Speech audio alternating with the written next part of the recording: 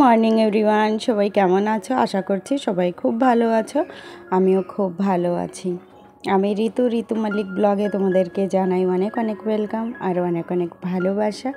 আজ দিন হচ্ছে শুক্রবার আর ঘড়ির কাঁটাতে এখন বাজে সকাল 6টা।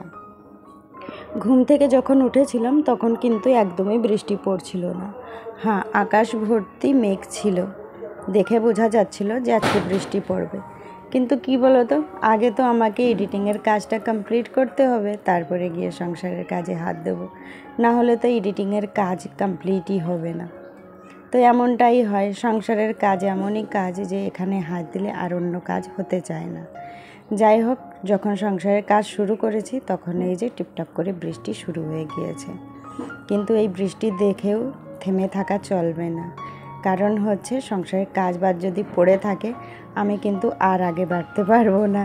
রান্না বান্না আছে, সংসারের কত কাজ বাজ আছে, সেইগুলো না করলে বসে থাকলে তো একদমই চলবে না। ভিজে হোক না ভিজে হোক, যেভাবেই হোক সংসারের কাজগুলো কমপ্লিট করতেই হবে। তো এই যে টিপটাপ করে বৃষ্টি পড়ছে, তার মধ্যেই এই যে ভিজে ভিজে এখন আমাকে কাজ করতে হচ্ছে। আর এই যে রান্নাঘরে এই যে পেছন দরজা থেকে একটু ছাট আসে, মানে মাটিতে যখন জল পড়ে সেই জলটা ছিটিয়ে ছিটিয়ে ঘরে আসে। আর এই বৃষ্টির দিনে এই ঘরটা যদি না মুছি সত্যি পাড়া দেওয়া যায় না, এত বিচ্ছিরি লাগে। বাইরে তো সেই একভাবে টিপটাপ করে বৃষ্টি পড়ছে, মানে খুব জোরে পড়ছে না, টিপটাপ করে পড়ছে।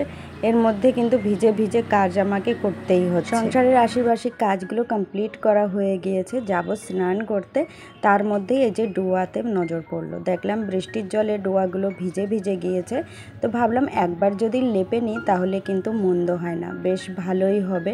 ডোয়াগুলো খুলে খুলে পড়বেও না, সেট হয়ে যাবে ভালো, আর দেখতেও কিন্তু বেশ ভালো লাগবে। যাই হোক, এইভাবে মাটির ঘরটাকে যত্ন করে যদি রাখা হয় তবেই কিন্তু ভালো লাগে।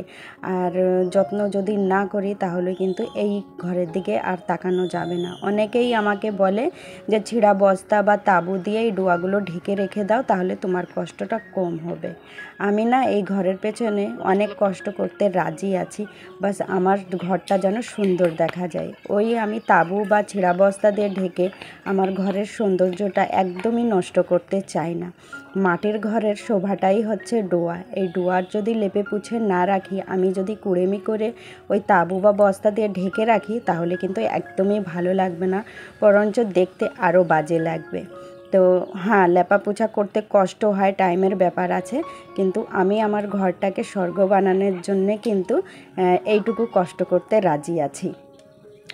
যাই হোক, তারপরে স্নান করে চলে এসেছি এই যে পুজো দিতে। আর বাইরে টিপটাপ করে সেই একভাবে বৃষ্টি পড়ে যাচ্ছে, আর যে গরমটা ছিল সেই গরমটা আর নেই। মানে এই টিপটাপ বৃষ্টির জন্যেই কিন্তু আবহাওয়াটা বেশ ঠান্ডা ঠান্ডা আছে আর বেশ ভালো লাগছে। এই জন্যে এই যে হাতাওয়ালা নাইটি আমি পরে নিয়েছি। এই নাইটিটা অনেক দিন বানিয়েছি, কিন্তু কি বলো তো, বেশি একটা পরা হয় না আমার, কারণ ওই গরমে পড়লে মনে হয় কি বেশি গরম লাগে। আর আগে থেকে আমি অনেকটাই হেলদি হয়ে গিয়েছি, আর এই নাইটিটা বেশ অনেকটাই ফিটিংস ভাব হয়ে গিয়েছে, মানে চুড়িদারের মতন হয়ে গিয়েছে। তবুও আমি লুজ করতে চাই না, জানো, আমি চাই যে আমি নিজেকে কমিয়ে তারপরে লুজ করব। যে কোনো আমার অনেক এমন ব্লাউজ চুড়িদার আছে যেগুলো টাইট হয়ে গিয়েছে, কিন্তু আমি কখনোই সেইগুলোর পাশ থেকে সেলাই খুলি না। আমি ভাবি আমি নিজেকে রোগা করব, রোগা করে তারপরে সেই জিনিসগুলোকে লুজ করব। যাই হোক, জানি না কতদিন লাগবে, কারণ মাঝে মধ্যেই মানে আমার ফালতু নেশায় ধরে নেয়। এই যে যেরকম চা, আর সকাল থেকে তো কিচ্ছু খাওয়া নেই, আর কি খাবো সেটা মাথায়ও আসছিল না। তো এই যে 4 কাপ চা করেছিলাম, 3 কাপ ওদেরকে দিয়ে দিয়েছি, আর 1 কাপ আমি নিয়ে এই যে হালকা হালকা বৃষ্টির মজা নিচ্ছি আর গরম গরম চা খাচ্ছি। আর এই চায়ের নেশা যাদের আছে তারাই একমাত্র জানে যে চা কী জিনিস।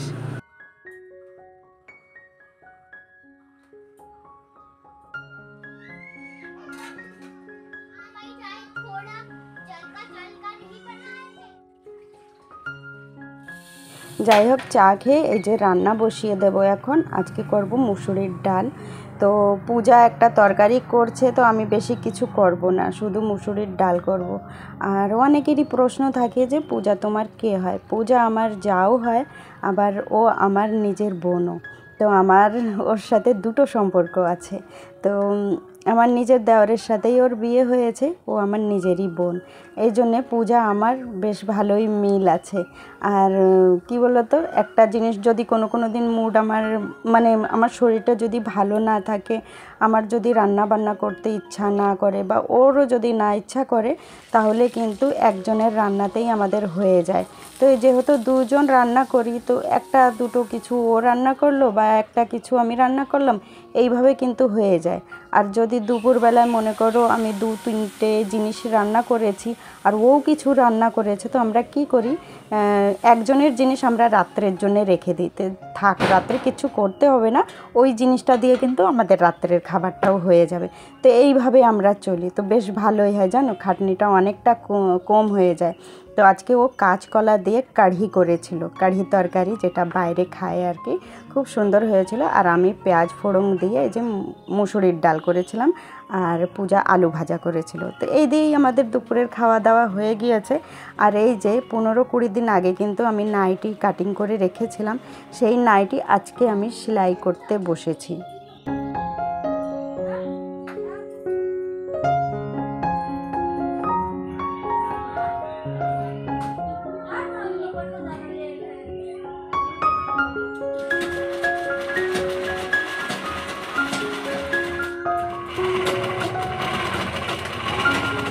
আজকে 15-20 দিন পরে এই যে নাইটিটা সেলাই করছি, তার কারণ গরমও হচ্ছে, কারণ এই গরমে না আর মন চায় না সেলাইতে বসতে। আজকে একটু বৃষ্টি হয়ে আবহাওয়াটা ঠান্ডা ঠান্ডা আছে, তাই আজকে এই যে একটা নাইটি সেলাই করে নিচ্ছি, আর দুটো এরকম সুন্দর ঠান্ডা আবহাওয়া দেখে কোনো দিন সেলাই করে নেব। আর যে নাইটিগুলো পরি তার মধ্যে দেখবে একটা নীল কালারের নাইটি আছে, পুরো মানে ক্ষয় হতে হতে একদম ফ্যাকাশি কালার হয়ে গিয়েছে, মানে তার কোনো ডিজাইনই বোঝা যায় না। এই জন্যে আরও তাড়াহুড়া করে আজকে নাইটিটা সেলাই করে ফেললাম। আর এই যে পূজা সন্ধ্যার সময় করেছিল আজকে চিকেন চাউমিন। তো আমাদের বাড়ির বাচ্চাগুলো না বাইরের খাবার একদম খেতে চায় না, ওদের বাড়ির খাবারই খুব পছন্দ হয়। আর ওরা সব সময় বলে তোমরা বাড়িতেই রান্না করো। তো আজকে পূজায় যে চিকেন চাউমিনটা করেছিল এত ভালো হয়েছিল কি আর বলবো। যাই হোক বন্ধুরা, এই যে চিকেন চাউমিন খাচ্ছি আর ভিডিওটাও এখানে শেষ করে দেব। চলো, আজকের ভিডিওটা কেমন লাগলো সবাই কমেন্ট বক্সে জানাবে, আর সবাই পাশে থাকবে। Tata, bye bye.